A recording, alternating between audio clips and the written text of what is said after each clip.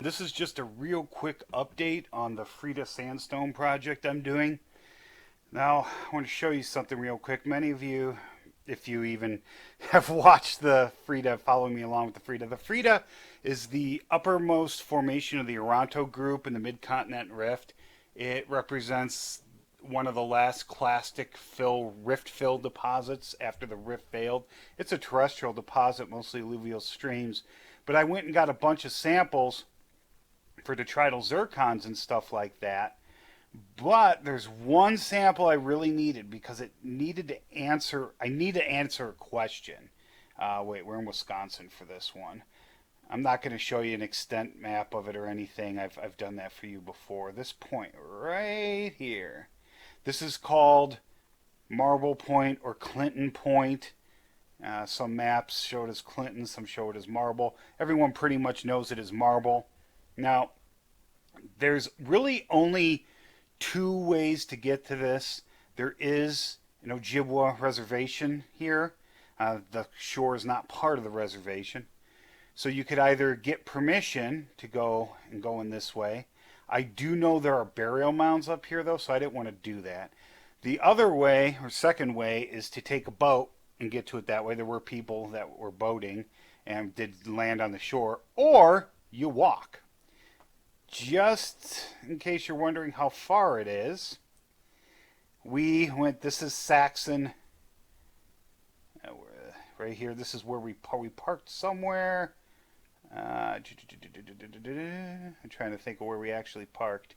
I think we parked right here. Okay, Saxon Harbor. That's what this is. Alright, so we parked there and we walked the entire way. And in miles, let's do miles, then I'll switch it to kilometers for you. So we parked about here. The rock is up here. So you're looking at 3.7 miles. Kilometers, I mean, you know what? If I'm going to do this, I'm going to do this right for you. Go away. Let's do a path.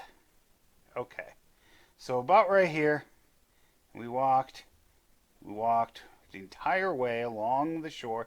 Fortunately, most of it's sandy. It's really a nice walk. I forgot we did it in July, I think we did it. You'll see when I show you the other thing. And so right about there. So about 3.79 miles, roughly, which is about 6.1 kilometers. That's one way. And then we did it back. We did it all in one day, even though I spent like 2 hours over here. It was a long day, beautiful day. And you know what? I was just glad that in my present physical shape that I could still do something like that. Fortunately, it's obviously a very level walk as well. It only gets rocky in the last part here. But you come here and you can see this is actually a big boulder that sticks up. You can actually see where the rock starts to come up. Oh, maybe it was a little further than that. Where are you? No, it is, oh. No, it's over here. It is over here. Just can't see very well. It's over here somewhere. See, it says Marble Point. Okay, now that you know the journey, that was my last sample for the Freda that I really needed. So it was a good hike. Now, for those of you that might remember, did I not? Okay. This is an excerpt from the most recent geologic map of the area. It's, crap, of course now I don't remember what it's from. Oh, Ashland Quadrangle or Ashland something quad. I mean, if you search for it, you'll find it. I'm sorry. I talk about references all the time, and I know it. I just can't place it right now. But you'll see Marble Point, and top of the Freda is what I have here. Here you see that a fault is mapped. All right. Now, part of my hypothesis was that fault doesn't exist. All right. And I don't think it does. You look at this here. This is this a gravity map? This has a reference. Oh, aeromagnetic map. So we're about, where are we here? We're about right here. This is mostly volcanics. You notice here, you don't see anything that screams fault. You do further down, not here. All right, it's not the greatest resolution, but it's a good hint. So I came up with several, actually, what was it? 3 hypotheses. This was the first that it looks something. Oh, let's go back. You get to see my raw drawings too. Come on, man. Let's try to. Did I not do the? Okay. Possibility 1, most likely. All right. Turns out I'm right. This seems to be the case. This prediction turned out to be accurate, and I'll show you why in a minute. This was another one. Uh, Not very likely. I mean, you don't. The Freda, it's a sandstone, but in places not well underrated. Neither is the Jacobsville. It's going to want to bend. It's not going to want to fault readily. It doesn't mean it can't. That just means it's not what it wants to do. So the Douglas Fault coming up this way isn't really realistic, and it's not this thick. There's some sources that say it might be this. It's not.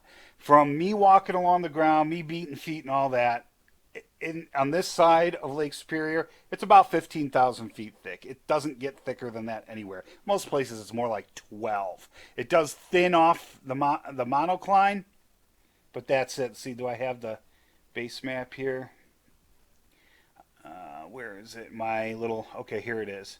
So this is, see, I had this question here. That was 8A prime. That was all those cross sections I was showing you.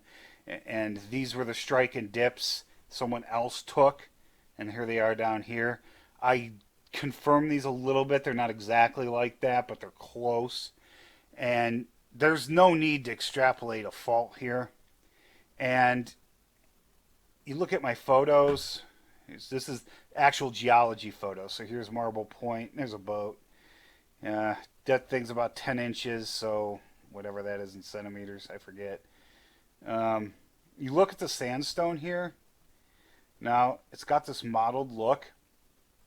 It looks, this right here, this color, this modeling pattern, I should say not color, pattern, along with the way the beds look and how they are here, is very conducive. It looks a lot to me like the bottom of the Jacobsville group or old Bayfield group, what's called the Orienta Formation. However, I don't think it's that. There's enough difference here to not make it that. All right. So this has to be the top of the Freda, just from lithology alone. It has to be. This is more of what I would expect at the top of the Freda Formation.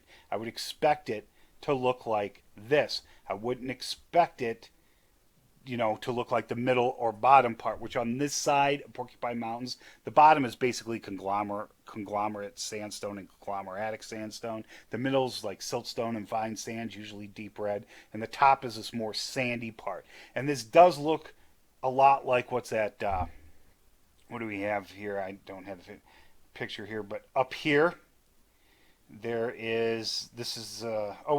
here, sorry. This is Montreal River. There's a couple Montreals in the UP. It's the one that separates the UP from Wisconsin. And you look here, and there are vertical cliffs. Sandstone here is vertical. Montreal monocline. This looks a lot like the stuff up here at Marble Point.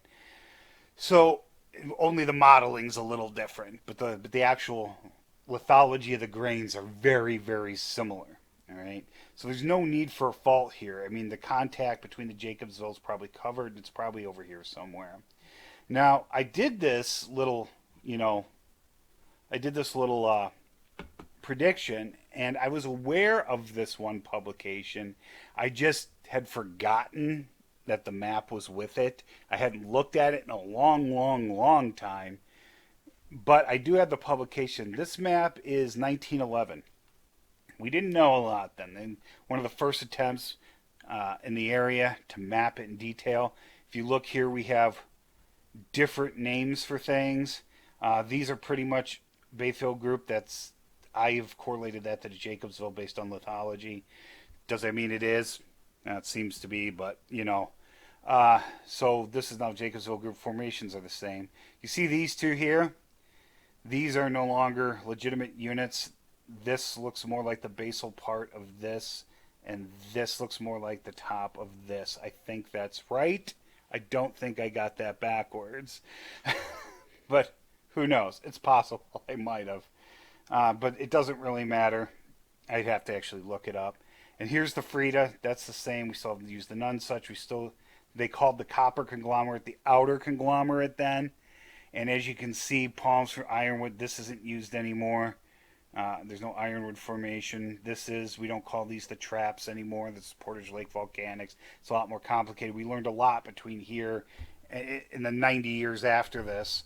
And this is before they knew about plate tectonics, obviously. And this is before the mid-continent rift was discovered or to be interpreted as a rift, to actually be a failed rift. They didn't know any of that then. Okay, and they didn't know it. There's another publication, 1929, about the Keweenaw that's also really good, and they didn't know it then either. So they were trying to figure it out, and they were trying to figure out these anticlines and synclines. And I'm looking at it and wouldn't you, lo and behold, this is Clinton or Marble Point. Here's the measurements, and this is a cross section through it. I'll take you through it in a second. But you have the anticlinorial axis here, synclinorial axis here, near vertical, which is basically exactly what I did in the field. It's exactly what my prediction was. And I wasn't even trying to do this. It wasn't based off this. So that happens a lot in geology. See, someone made a prediction here. Like I said, these sandstones really weren't divided out that well then. But Thwaites thought a series of anticlines and synclines was more likely than faulting in this stuff. Now, the Douglas fault does exist. It just doesn't go here. At least that's where the evidence now leads. So they changed the interpretation later in the 60s and 70s, whatever, to extend the Douglas fault here, which wasn't known at the time, when in reality, Thwaites was right. The guy was right. A lot of times that happens because back when we were trying to figure this stuff out in the late 19th and early 20th century, maybe about 1930 or so, about 1890 to 1930, somewhere in there, before we started getting real good radiometric dates and stuff like that. This is how you did it. And it turns out a lot of these old timers are often right. So let's go look at the cross section. We're going to look at this one, even though it's not in Marble Point, and this one here. All right, here's G to, this is before we did like A to A prime, G to H. So, whatever it tells you. So northwest is this way. All right.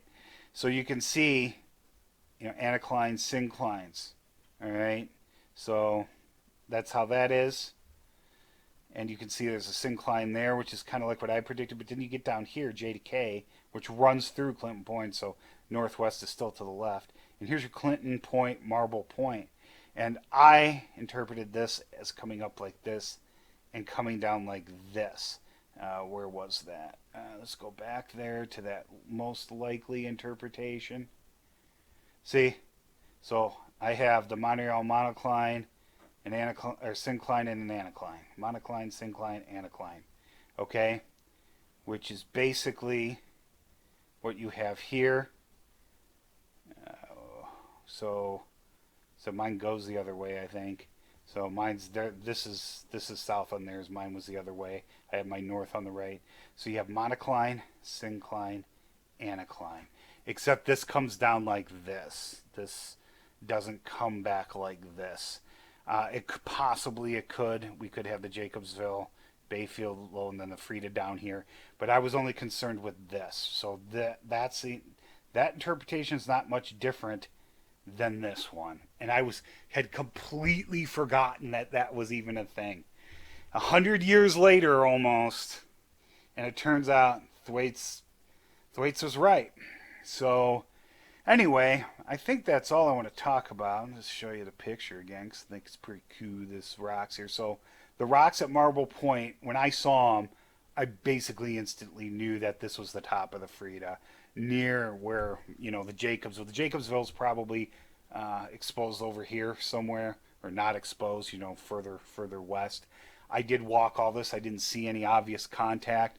The two are expected to be unconformable, so I should expect to see an unconformity, and I didn't. So this is probably all top of the Freda. And, it looked, like I said, it looks a lot like it does, here's from here to here. And this would be where your syncline axis is, and your anticline axis, and then your contact somewhere over here. Anyway, I think that's it. If you have any questions or comments, please leave them below, and I hope you learned something.